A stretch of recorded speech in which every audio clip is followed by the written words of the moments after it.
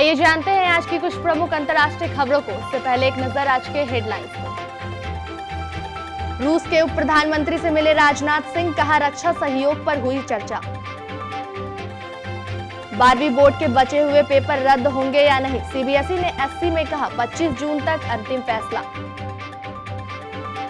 विवादों में पतंजलि की कोरोनिल दवा, सरकार ने कहा इम्यूनिटी बूस्टर बनाने का दिया था लाइसेंस, जारी होगा नोटिस।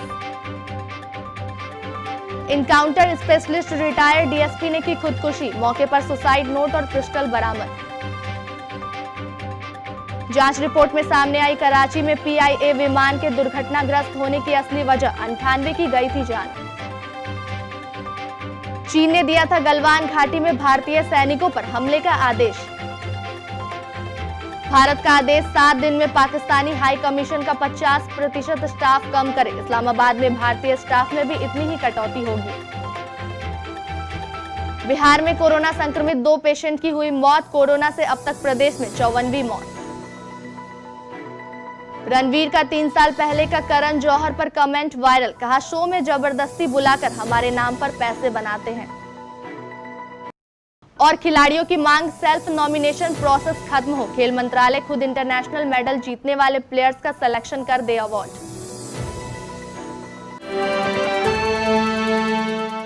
लद्दाख के गलवान घाटी में भारतीय और चीनी सैनिकों के साथ हुए हिंसक झड़प के बाद रक्षा मंत्री राजनाथ सिंह रूस के दौरे पर हैं और माना जा रहा है कि इतने अहम समय पर हुए इस दौरे के दौरान रक्षा मंत्री रूस से जल्द हथियारों की डिलीवरी की बात करेंगे।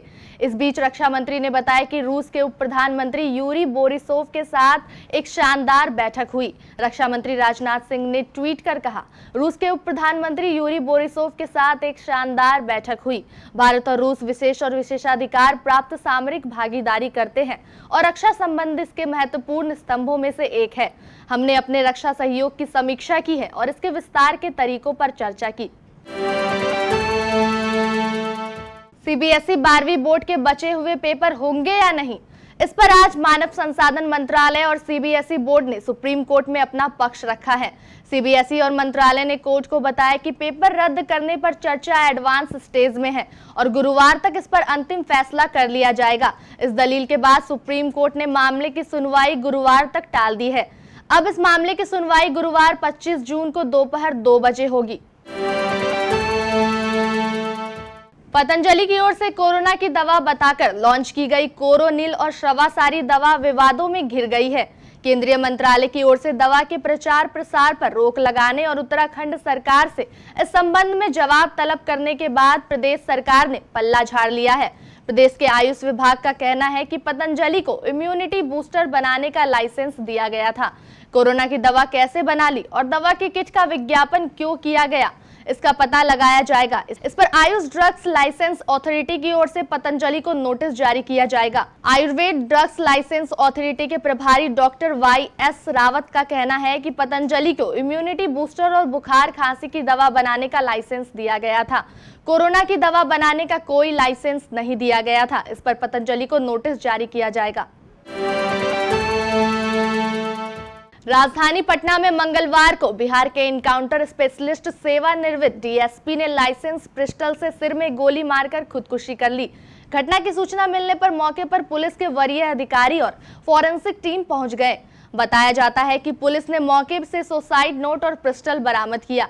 जानकारी के मुताबिक राजधानी पटना बेऊर थाना क्षेत्र के मंत्रिमंडल कॉलोनी के फेज 2 में मंगलवार की सुबह बिहार के इनकाउंटर स्पेशलिस्ट सेवानिवृत्त डीएसपी के चंद्रा ने लाइसेंसी पिस्टल से सिर में गोली मारकर खुदकुशी कर ली। सेवानिवृत्त डीएसपी के चंद्रा काफी तेज तर्रार अफसर माने जाते थे। पाकिस्तान के कराची में पिछले महीने पाकिस्तान इंटरनेशनल एयरलाइंस के विमान के हादसे की वजह मानवीय गलती थी। प्राथमिक जांच रिपोर्ट के मुताबिक दुर्घटना विमान के कॉकपिट में बैठे चालक दल और हवाई यातायात नियंत्रण की लापरवाही की वजह से हुई। विमान में तकनीकी खामी की वजह से उल्लेखनीय है कि इस दुर्घटना में 97 लोगों की मौत हो गई थी। पीआईए का विमान 22 मई को लाहौर से कराची के लिए रवाना हुआ था, लेकिन कराची स्थित जिन्ना अंतर्राष्ट्रीय हवाई अड्डे के नजदीक उतरने से महज कुछ मिनट पहले यह रहायशी इलाके में हादसे का शिकार हो गया। एक अमेरिकी खुफिया आकलन के अनुसार दो एशियाई पावर हाउस के बीच हुई खूनी हिंसा के पीछे चीन का हाथ था।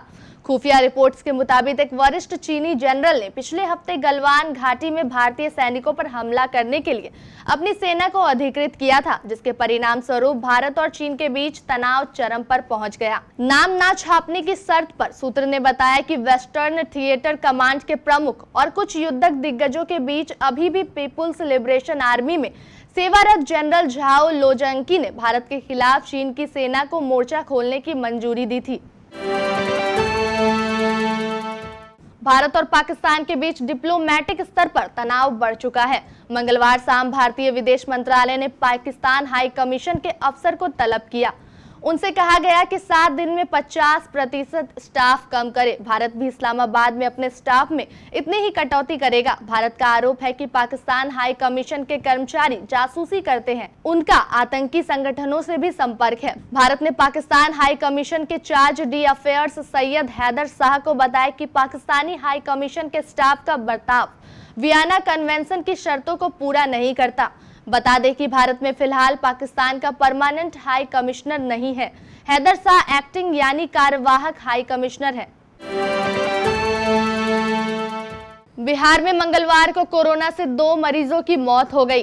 प्रदेश में कुल मृतकों की संख्या बढ़कर 54 हो गई है। स्वास्थ्य विभाग के सचिव लोकेश कुमार सिंह ने बताया कि सारण निवासी 45 साल के पुरुष के इलाज के दौरान मौत हो गई।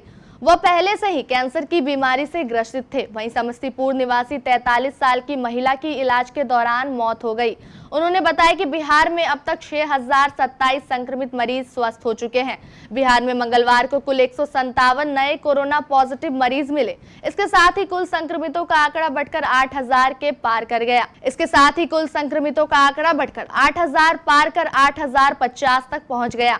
देर शाम को जारी दूसरे कोरोना अपडेट के अनुसार प्रदेश में 14 जिले में 76 कोरोना संक्रमित मिलने की पुष्टि हुई। सुशांत सिंह राजपूत की मौत के बाद से बॉलीवुड में हर रोज नेपोटिज्म से जुड़े नए मामले सामने आ रहे हैं। नेपोटिज्म के अलंबरदार के तौर पर करण जौहर का नाम सबसे ऊपर और सबके निशाने पर है। सोशल मीडिया पर तो करण पर कई मीम्स बन रहे हैं। अब उनका शो कॉफी विद करण भी सवालों के घेरे में आ गया है, जहां पर वह सेलेब्स से ऐसे सवाल पूछते थे जिनके जवाब विवादित ही होते थे। इसी शो के गेस्ट रहे रणवीर का एक बयान तेजी से वायरल हो रहा है। AIB को दिए गए इंटरव्यू में रणवीर ने इस बात का खुलासा किया कि हम करण को जवाब देकर मुसीबत में फंस जाते हैं। रणवीर से पूछा गया था कि क्या आप कॉफी विद करण में जाते जाते थक गए हैं? तब रणवीर ने कहा था, हाँ मैं थक चुका हूँ। मैंने कह भी दिया था कि मैं इस शो का हिस्सा नहीं बनना चाहता हूं, लेकिन मुझे जबरदस्ती बुलाया गया। मैं और अनुष्का शर्मा तो इसका विरोध पूरी इंडस्ट्री को लेकर करने वाले थे।